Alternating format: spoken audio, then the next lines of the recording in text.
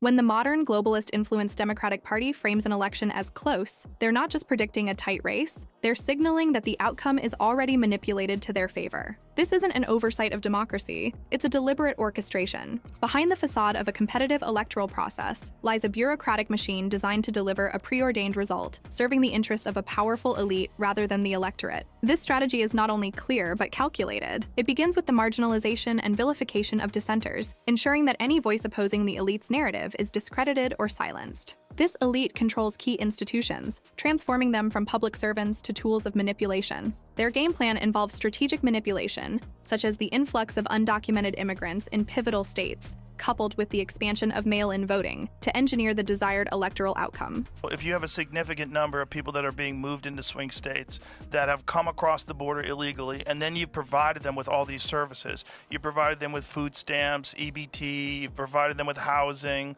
you could, if you gave those people amnesty and allowed those people to vote, and it was very organized, you're talking about 75,000 votes over a few counties that switched everything over to the Republicans. You could see how you import 10 million people over the course of 4 years illegally, and then move a significant number of them to swing states, and then provide them with all these services, and then give them a path to citizenship.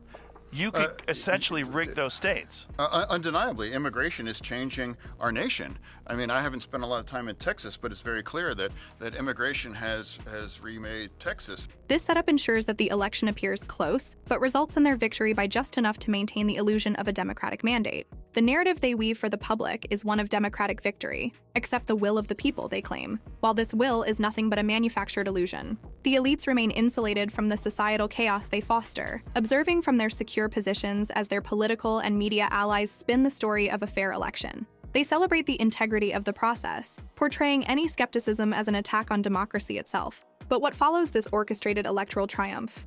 The consolidation of a far-reaching agenda aimed at reshaping democracy, not only in America but on a global scale. These elites envision a new world order, where national sovereignty is systematically eroded to centralize power within the hands of a few chosen leaders. When I mention now names like Mrs. Merkel, even Vladimir Putin and so on, they all have been young global leaders of the World Economic Forum.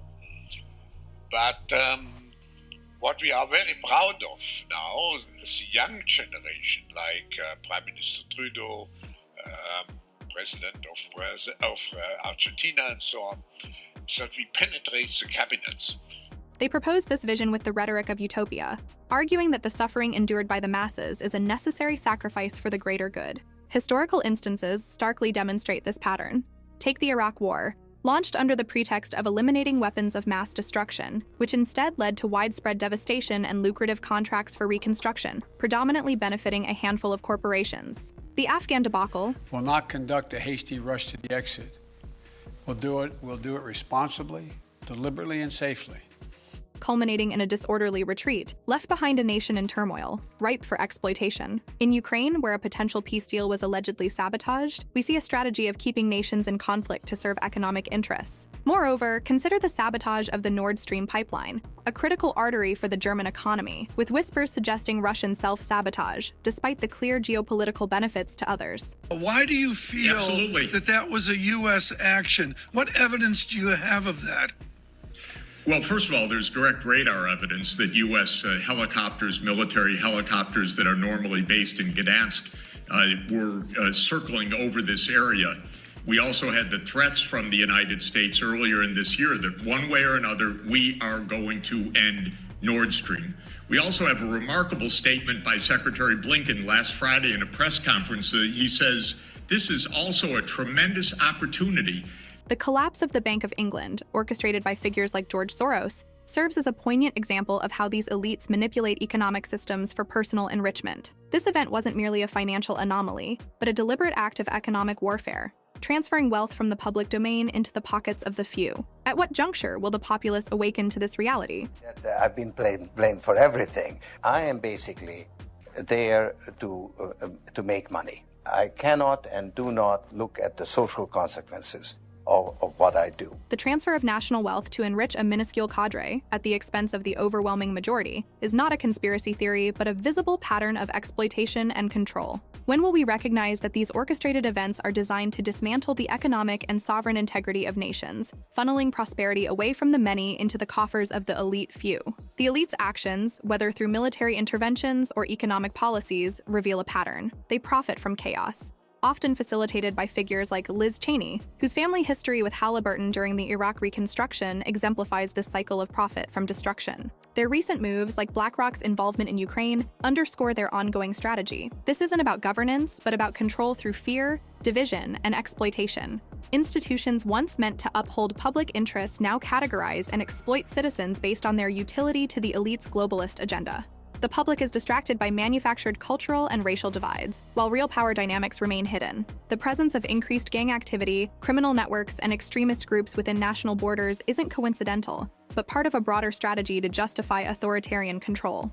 The Democratic Party, now fully co-opted by these globalists, acts as their mouthpiece, advocating for policies that require submission in the name of safety. This shift is evident from the exodus of prominent figures like Tulsi Gabbard, Robert F. Kennedy Jr., and others who have either left the party or distanced themselves from its current direction. This movement suggests an internal recognition that the party no longer represents the interests of the average citizen, but rather serves the interests of an elite globalist faction. In essence, these elites care not for your well-being, but for their power's consolidation. They promote a facade of democracy while undermining its very principles. The moment we recognize this subterfuge is the moment we can begin to resist it. Democracy, when operated through fear, loses its essence. If complacency prevails, allowing these manipulations to continue unchecked, we risk not just our freedoms, but our very identity as a nation. When you look at what happened when President Biden had that infamous debate with President Trump, it exposed the reality that many of us have known for a long time, which is that President Biden has not been the guy calling the shots. He has not been the guy making the decisions, nor has it been Kamala Harris, for that matter, nor will it be if she is elected president. It is this cabal of, the Democrat elite